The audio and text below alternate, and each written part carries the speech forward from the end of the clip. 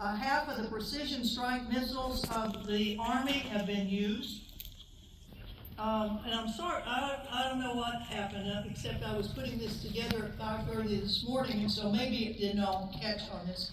The next slide is supposed to show all the places, not that the U.S. has hit in Iran, but where the Iranians have hit us. And if you talk to the MFSO folks that are right here, we just had a very, very good conversation about the number of people, the U.S. military, that's getting hammered, and we don't even know how bad the hammering is right now. Right. And now they're taking the cell phones away from the people that are deployed in the area. They're closing down all the social media. So we are in a bit of a hurt in terms of we don't know what's going on out there.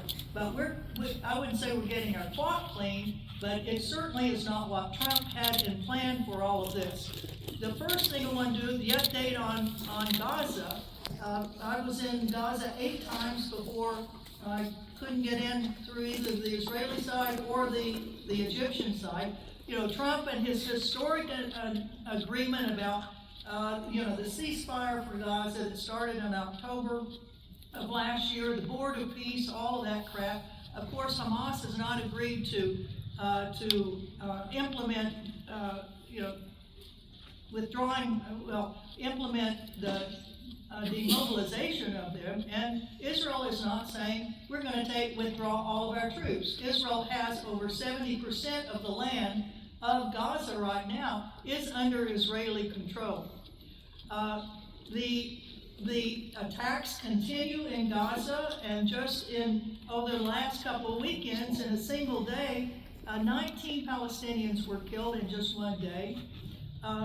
If you've seen, and I'm sorry the slides didn't come up because this is such a poignant one. Last week you probably saw on the news the 112 coffins that were being carried through Gaza City, as 112 bodies of 2 families have been dug out from the rubble, and they were killed in October of 2023. So what's going on in Gaza is of great concern for us. And how many of you all were here last night and saw My Home is Gaza, that remarkable, remarkable movie that we as Veterans for Peace in our chapters, I hope we will support that and ask our communities and arrange for our communities to see that movie. Update on Lebanon. It's kind of like the Israelis got finished with Gaza, destroying that, so now they're going to go after Lebanon. The southern part of Lebanon has been destroyed. 5 villages have been totally decimated, wiped off the face of the earth. Over 4,000 people have been killed in Lebanon just since March, when the U.S. and Israel started after Iran. Then Hezbollah started after Israel, and Israel then started after Lebanon. And so that the Israelis are doing to the Lebanese what they've already done to the people in Gaza. And this displacement, the displacement of over 1 million people in Lebanon, there are discussions going on now between Israel and Lebanon, and it says here the 7th round of talks in Rome about the demolition of homes and things like that. Supposedly, the president of Lebanon went to the U.S. and supposedly Trump and Rubio said, we understand the problem and we're going to try to keep the Israelis from doing as much as they've been doing, and that has not worked. Let's go to the next slide.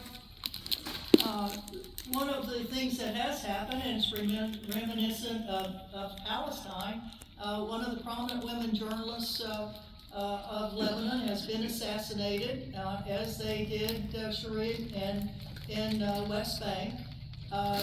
Israel continues to be the leading cause of the deaths of journalists around the world. They've killed, 184 out of the 129 people, journalists have been killed. The Israelis have killed, thank you very much. And the way they killed this woman in Lebanon and her woman photographer is with one of those quadcopter things that has, a little machine gun attached to it. and they knew that they were journalists. They saw them get out of a car. I mean, the Israelis admit, yes, we knew they were civilians, and we watched them go into a building, and we sent the quadcopter right after them and killed them in the building. So the same crap that they've done in Gaza that they're doing in Israel. Let's go to the next slide. And here's a picture of both of the two women journalists. The one on the left is Amal from Lebanon, and Shireen then on the right from Palestine. Next slide. Terrible. Let's see. You're out to zero. Okay, next slide. No, there are no more slides. Well, what happened? Man, No, I just checked this book. I worked so hard on this. No. darn thing. How about check? I sent you a, was it I the, looked at both of them. and that neither one of them came through? They both are like that. Well, I'll be darned. Well, there you go. 80 years old and high tech. Okay, so now we've done Lebanon. Okay, let's go on to Iran. And Gerry gave us the update on the history of Iran. We've got nearly 4,000 people that the United States has killed in Iran, which to me is a very low number. If you think of all of the missiles and everything that we've sent into Iran, let's try the next slide. Or is that's all the slides there were? That's, okay. I just looked again at both of them. Okay, so 3,400 people in Iran have been killed. There were 76 children. More than 26,000 people have been wounded there. And then the actions. How many minutes do I have? I've still got 6 minutes. Okay. So there you have it. I mean, the U.S. has expended so much munitions that even President Trump is so mad at Hegseth because Hegseth supposedly hasn't been telling him that we're running out of ammunition. Although he did Hegseth told the Congress we need $76 billion more dollars. But apparently at Camp David over the weekend, there was a big shouting match between Trump and Hegseth over this whole issue. Yeah, we have expended an incredible amount of killing of people since March. It's just horrific, and thank you every one of you all who's been on the streets saying first, don't attack Iran, and then stop the attacks on Iran. We've got to keep this in front of our public, as much as we can. We cannot forget Gaza. We cannot forget Lebanon. So what can we do? Well, I say we have to try to keep isolating Israel, and that's working. I mean, to the extent that now the Israeli government has something like $700 million dedicated now to propaganda, because they know their image in the world is shit. Yep. And so they are paying, I mean, they even hired the former campaign manager of Trump, and he has a multi-million-dollar propaganda thing where he uses to work with conservative, young influencers with the message of how great Israel is. I mean, so it's working. I mean, Israel is in the tubes on this in a way, but we've got to make sure that they really stay in the tubes. So we have to continue, be on the streets. We've got to continue to boycott all their stuff. And all this Coke and Diet Coke out there, we got to continue. No more of that stuff. We've got to divest our organizations. How many are all part of the teachers union or the Methodist Church or whoever else is divested? We'll get all of them to divest. We've got to try to get sanctions on Israel. That'll never work. Our Congress won't go along. We got to support all the groups that are challenging it. Veterans for Peace and the Veterans Against Genocide shirts, that gets a lot of publicity. How about a fast for Gaza in front of the UN? How about that? Let's give a round of applause for everybody that is a part of that. If you are on the fast for Gaza, raise your hand. Well, where are they? They're eating. They're still hungry. They're out eating in the back. There were a lot of us, and that was so good. 40 days for you all. Thank you. And they've stopped eating here. Okay, I only got 2 minutes left. Gotta go. Gaza flotillas. I've been part of the Gaza flotillas for the last 16 years. We've sailed before last year.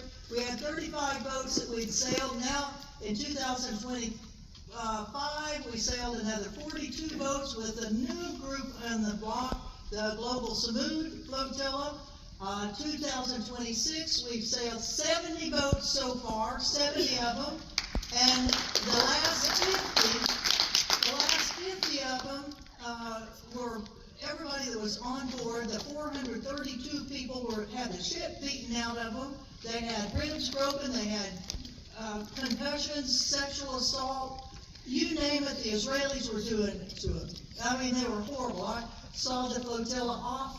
When it left from Turkey, I was there at Istanbul and received all 3 plane loads of those 432 people that were on board those things. They had the crap beaten out of them, and not one of them said, I'll never do this again. Every one of them said, I'm going to go back and do it again. So guess what? In 2 weeks, we have 2 more boats that will be leaving from the UK that are going to start on a trip around Europe and then down into the Mediterranean, and we'll be joined by some other boats. We're not giving up. The Palestinians get beaten up, the least we can do is offer our bodies to get beaten up too. So we're doing that. What else can you do? You don't have to be beaten up, you can go to Congress. Well, that's getting beaten up too. Different.